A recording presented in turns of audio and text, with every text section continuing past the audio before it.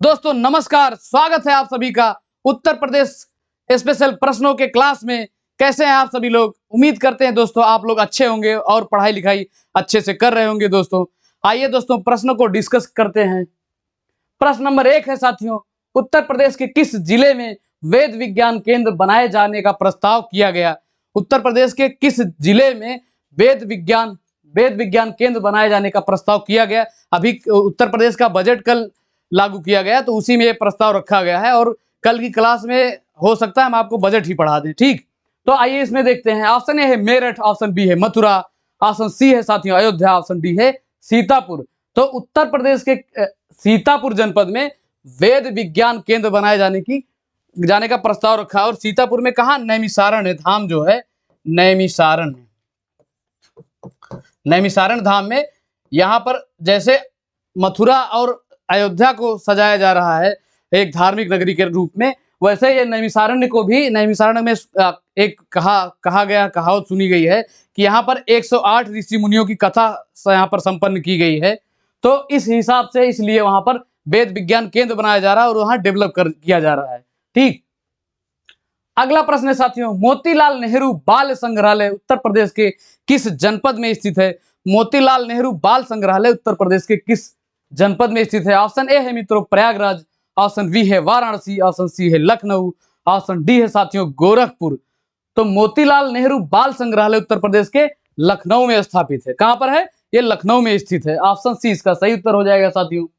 अगला प्रश्न है मित्रों, उत्तर प्रदेश का प्राकृतिक विभाजन निम्न में से किसके आधार पर किया गया? उत्तर प्रदेश का प्राकृतिक विभाजन इनमें से किस आधार पर किया गया? ऑप्शन ए है साथियों गंगा का मैदान, ऑप्शन बी है भाभर तराई, ऑप्शन सी है दक्षिण का पर्वत पठार, ऑप्शन डी है उपर्युक्त सभी। तो जी हाँ, उपर्युक्त सभी जो है इसका सही उत्तर हो जाएगा। गंगा का मैदान, भाभर तराई और दक्षिण का पर्वत पठार के हिसाब से उत्तर प्रदेश का प्राकृतिक विभाजन किया गया साथियों। तो ऑप्शन डी इसका राइट आंसर हो जाएगा। अगला प्रश्न है मित्रों, उत्तर प्रदेश के एक जिला एक उत्पाद का ब्रांड एम्बेसडर किसे चुना गया? उत्तर प्रदेश का वन डिस्ट्रिक्ट वन प्रोडक्ट जो है ना, ओडीओपी जिसे कहते हैं शॉर्टकट में, एक जिला एक उत्पाद का ब्रांड एम्बेसडर किसे चुना गया? ब्रांड एम्बेसडर मतलब उसको ये प्रोत्साहन देंगी, अपने माध्यम से प्रचार प्रसार करेंगी, वही ब्रांड एम्बेसडर होता है। तो ऑप्शन ए है अक्षय कुमार, ऑप्शन बी है ऋषभ पंत, ऑप्शन सी है कंगना रनौत, ऑप्शन डी है आलिया भट्ट।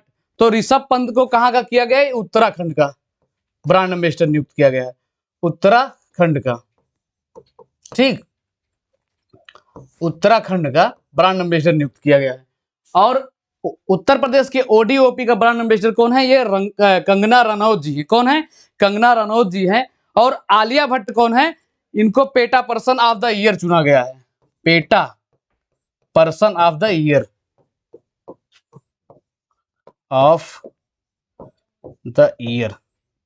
ठीक, आलिया भट्ट को PETA person of the year चुना गया। और उत्तर प्रदेश का ओडीओपी का ब्रांड एम्बेसडर किसे चुना गया है?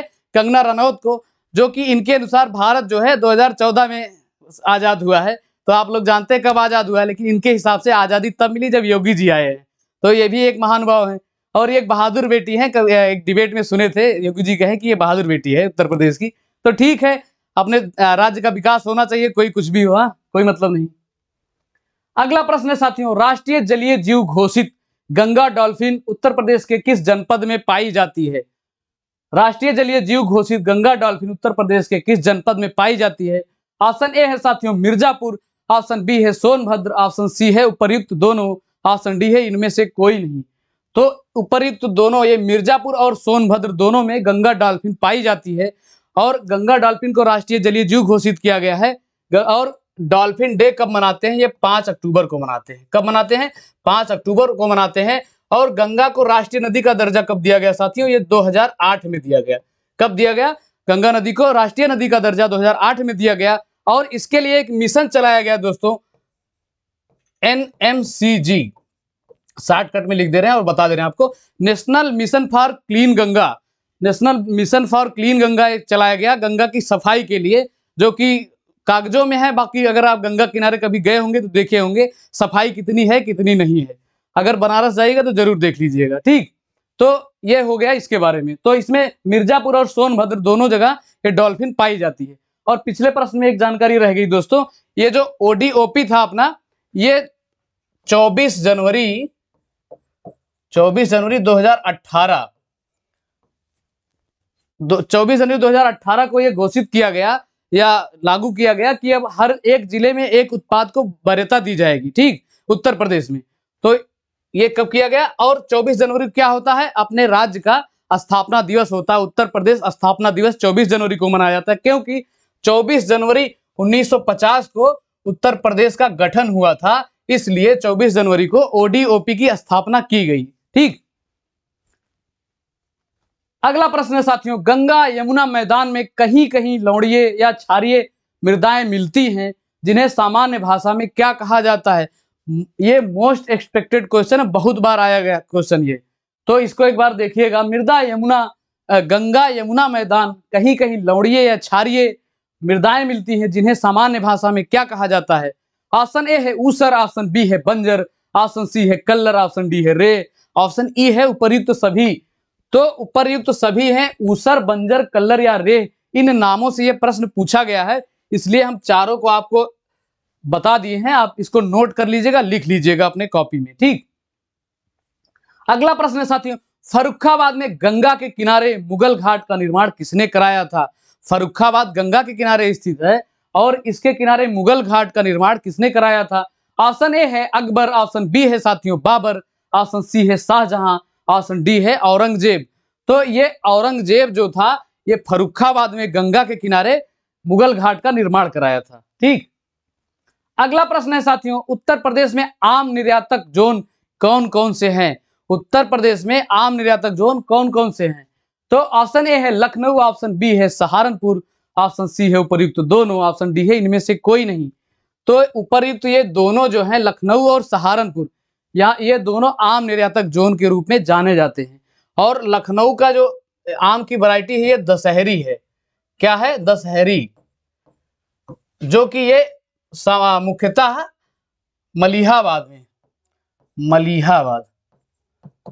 मलिहाबाद से फेमस है। और सहारनपुर का क्या है? कौन सी वैरायटी है? ये सफेदा व चौसा, ठीक, सफेदा व चौसा। और बनारस से क्या है? बनारस की से आम की कौन सी वैरायटी है? लंगड़ा है, लंगड़ा उल्टा हो गया, लंगड़ा, ठीक। और बागपत और मेरठ से एक वैरायटी है रटौल। कौन सी किस्म है आम की? रटौल। ये आम की किस्म रटौल जो है, ये है मेरठ और बागपत। तो एक बार हम फिर से बोल दे रहे हैं, अगर इसमें आपको स्पष्ट ना दिख रहा तो आप नोट कर लीजिएगा। लखनऊ से कौन सी वैरायटी है? दशहरी, जो कि मलिहाबाद से मुख्यतः फेमस है। और सहारनपुर से क्या? सफेदा व चौसा। और बनारस से लंगड़ा आम की वैरायटी है। और रटौल जो है मेरठ व बागपत से। और लखनऊ में जो है, ये किस ब्रांड से बिकता है? नवाब ब्रांड से। नवाब ब्रांड, जो आम बाहर निर्यात किया जाता है, ये नवाब ब्रांड के नाम से निर्यात किया जाता है। तो ये दोनों आम निर्यातक जोन हो गए और ये आम की कुछ वैरायटियां हो गई। आप इसको नोट कर लीजिएगा जरूर से, नहीं तो ये पूछे जाते हैं और आप मिस कर जाएंगे क्वेश्चन को। अगला प्रश्न है साथियों, अमरूद के लिए प्रयोग एवं प्रशिक्षण केंद्र उत्तर प्रदेश के किस जनपद में स्थित है? अमरूद के लिए प्रयोग एवं प्रशिक्षण केंद्र उत्तर प्रदेश के किस जनपद में स्थित है? ऑप्शन ए है साथियों वाराणसी, ऑप्शन बी है प्रयागराज, ऑप्शन सी है लखनऊ, ऑप्शन डी है अयोध्या। तो अमरूद के लिए ज्यादा फेमस कौन सा है? इलाहाबाद, इलाहाबादी अमरूद, ठीक। और लखनऊ से क्या है? लखनऊ से अमरूद की एक वैरायटी है लखनऊ 49 या 49, ठीक। और प्रयागराज से क्या है? एक प्रयागराज सफेदा या इलाहाबादी सफेदा, ठीक। तो ये अमरूद की दो वैरायटियां बहुत फेमस है, इसको ध्यान में रखिएगा। तो कौन सा हो गया अमरूद के लिए प्रयोग एवं प्रशिक्षण? ये प्रयागराज हो गया या इलाहाबाद। अगला प्रश्न है साथियों, उत्तर प्रदेश में आलू निर्यात जोन के लिए उत्तर प्रदेश के किस जनपद को जाना जाता है? उत्तर प्रदेश में आलू निर्यात जोन के लिए कौन सा जनपद जाना जाता है? ऑप्शन ए है साथियों कानपुर, ऑप्शन बी है आगरा, ऑप्शन सी है साथियों वाराणसी, ऑप्शन डी है हरदोई। तो उत्तर प्रदेश में जो आगरा है, ये आलू निर्यातक जोन के रूप में जाना जाता है। और यहाँ का आलू जब बाहर कहीं निर्यात किया जाता है तो ये ताज ब्रांड से किया जाता है। किस ब्रांड से? ताज ब्रांड से। यहाँ ताजमहल है ना, तो उसी से कनेक्ट करके याद कर लीजिएगा कि जो आलू निर्यात किया जाता है अपने राज्य में, ये ताज ब्रांड से किया जाता है, ठीक। और कानपुर में चर्म उत्पाद है, तो यहाँ के चमड़े के सैंडल, जूते या कोट जो भी हैं, ये सब निर्यात किए जाते हैं। अगला प्रश्न है साथियों, उत्तर प्रदेश का पहला एड्स चिकित्सालय की स्थापना किस मेडिकल कॉलेज में की गई थी? उत्तर प्रदेश का पहला एड्स चिकित्सालय किस मेडिकल कॉलेज में शुरू किया गया था? तो ऑप्शन ए है साथियों Kanpur medical college, option B है Lucknow medical college, option C है Gorakhpur medical college, option D है वाराणसी मेडिकल कॉलेज। तो उत्तर प्रदेश का पहला एड्स चिकित्सालय ये लखनऊ मेडिकल कॉलेज में किया गया था, ठीक। कहाँ किया गया था? लखनऊ मेडिकल कॉलेज में। और एड्स का वायरस कौन सा होता है? HIV होता है, HIV, ह्यूमन इम्यूनो वायरस, ठीक। और एड्स का फुल फॉर्म क्या होता है? एक्वायर्ड इम्यूनो डेफिशिएंसी सिंड्रोम, ठीक। तो लखनऊ में है पहला एड्स चिकित्सालय, अपने राज्य में खोला गया था। अगला प्रश्न है साथियों, उत्तर प्रदेश में लीची उत्पादक जिले निम्न में से कौन से हैं? उत्तर प्रदेश में कौन से जिले हैं जहां पर लीची का उत्पादन होता है? ऑप्शन ए है साथियों सहारनपुर, ऑप्शन बी है शामली, ऑप्शन सी है मुजफ्फरनगर, ऑप्शन डी है उपर्युक्त सभी। तो उपर्युक्त सभी जो है सहारनपुर, शामली और मुजफ्फरनगर में लीची का उत्पादन किया जाता है साथियों। और सहारनपुर से एक चीज और आपको क्या बताएं हैं? संतरे, संतरे। और संतरे का एक वैरायटी क्या बताए हैं? लड्डू। ये बहुत फेमस है और पूछा भी जाता है, इसलिए हम आपको बार बार बताते रहेंगे, ठीक। और लीची, लीची की एक वैरायटी है शाही लीची, जो बिहार के मुजफ्फरपुर से इसको GI टैग मिल चुका है। कहां से? बिहार के, बिहार से इसको GI टैग मिल चुका है। और लीची, बिहार में एक बुखार चला था साथियों, चमकी बुखार। कौन सा बुखार? चमकी बुखार। तो इसमें बॉडी नहीं चमकती थी, ना आंख चमकता था, ना फेस। ये एक बुखार था, और किस वजह से होता था? ये कच्ची लीची खाने से होता था। ये लीची से संबंधित था साथियों, इसलिए हम आपको बता दिए। कच्ची लीची, कच्ची लीची खाने से बिहार में चमकी बुखार बहुत जोरों से चला था। बहुत बच्चों या इंसानों की बहुत ज्यादा मौतें हुई थी लीची खाने से, ये कच्ची, ठीक। तो लीची की एक वैरायटी क्या हो गई? शाही लीची। और उत्तर प्रदेश में सहारनपुर, शामली और मुजफ्फरनगर, ये तीनों जगह पर लीची उत्पादक जिले हैं ये। अगला प्रश्न है साथियों, किसान पाठशाला योजना, किसान पाठशाला योजना वो भी किस लिए? किसानों को प्रशिक्षित व जागरूक बनाकर उनकी आय वृद्धि हेतु उत्तर प्रदेश में कब शुरू की गई? तो किसान पाठशाला में कुछ लोग गए हैं कि नहीं? आप अपने घर पूछिएगा अपने चाचा ताऊ से कि किसान पाठशाला में आप गए हैं कि नहीं गए हैं। ये ऐसे बना दी गई, कोई गए भी हैं, ठीक। आप लोग कमेंट करके जरूर बताइएगा। तो ये कब शुरू किया है साथियों? ऑप्शन ए है 2000, ऑप्शन बी है 2005, ऑप्शन सी है 2007, ऑप्शन डी है 2001। तो किसान पाठशाला योजना ये उत्तर प्रदेश में 2007 में शुरू की गई। कब शुरू की गई? 2007 में, किसानों को प्रशिक्षित व जागरूक बनाने के लिए। किसान जागरूक हैं, आप बस सरकार को सब्सिडी और उनकी जितनी ज्यादा मदद कर पाए उतना कर देना चाहिए। किसान तो जागरूक है ही, इनको जागरूक करने की जरूरत नहीं है। लेकिन अब योजनाएं हैं और चली हैं तो आपके पेपर में आ सकते हैं, इसलिए हम भी बता दिए। अगला प्रश्न है साथियों, राज्य में जैविक खेती हेतु मॉडल के रूप में चयनित जनपद कौन सा है? उत्तर प्रदेश राज्य में जैविक खेती हेतु मॉडल के रूप में चयनित जनपद कौन सा है? ऑप्शन ए है साथियों कुशीनगर, ऑप्शन बी है मिर्जापुर, ऑप्शन सी है साथियों हमीरपुर, ऑप्शन डी है सहारनपुर। तो ये उत्तर प्रदेश का हमीरपुर जिला जो है, ये जैविक खेती हेतु मॉडल के रूप में चुना गया है, ठीक, चयनित किया गया है। और अपने देश का पहला जैविक राज्य कौन सा है? यह है सिक्किम। ये परीक्षा में पूछा गया है, इसलिए हम आपको यहाँ पर डिस्कस कर ले रहे हैं। सिक्किम जो है ये अपने देश का पहला जैविक राज्य है, ठीक। तो इस प्रश्न का राइट आंसर क्या हो जाएगा? हमीरपुर। अगला प्रश्न है साथियों, किसानों की आय 2022 तक दोगुनी करने हेतु राज्य में पहली बार 26 से 28 अक्टूबर 2018 तक चलाया गया या चलाई गई योजना इनमें से कौन सी है? किसानों की आय 2022 तक दोगुनी करनी थी, अब देखिए दोगुनी हुई है कि और घट गई है। तो कब कब किया गया था? 26 से 28 अक्टूबर 2018 में किया गया था। तो ये इसमें से कौन सी योजना थी साथियों? ऑप्शन ए है कृषि कुंभ, ऑप्शन बी है कृषि मेला, ऑप्शन सी है कृषि व्यापार और ऑप्शन डी है उपर्युक्त सभी।